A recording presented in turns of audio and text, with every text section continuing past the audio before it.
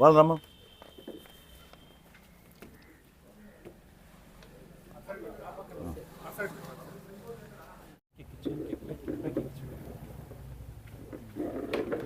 మీరు ఓకే తీసుకునేది అయిపోయిందంటే వాళ్ళని తీసుకుని మళ్ళీ నేను చెప్తా.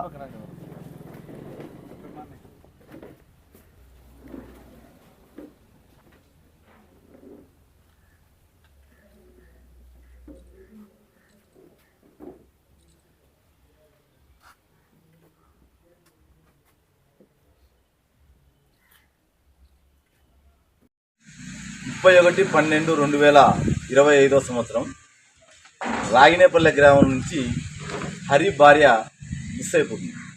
1వ తారీఖు వచ్చేసి హరి ఫిర్యాదు చేస్తాడు పోలీస్ స్టేషన్లో, కనకల్ పోలీస్ స్టేషన్. గ్రామంలో నుంచి నా భార్య వెళ్ళిపోయింది అని.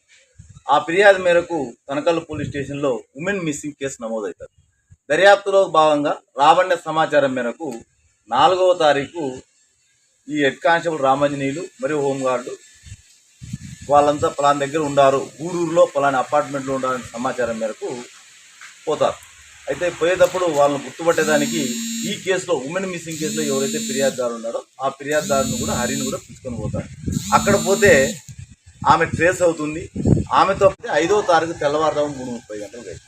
అయితే హరి మరియు చిన్నప్ప, శంకరప్ప, గంగులప్ప వీళ్ళంతా ఒక పథకం వేసుకుంటారు. స్టేషన్లో దిగినాక స్టేషన్లోకి పోకముందు అతన్ని హత్య చేయాలని పథకం వేసుకుంటారు.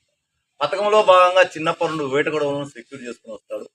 బండి ఎప్పుడైతే దిగి హెడ్ కానిస్టేబుల్ స్టేషన్లోకి వచ్చేస్తాడు, అతను ఇంకా స్టేషన్లోకి రాబోయే ముందు ఎవరు ఈశ్వరప్ప హరికి ఒక కొడవలు ఇస్తాడు చిన్నప్ప. 2వ కొడవలు చిన్నప్ప దగ్గర ఉంటుంది.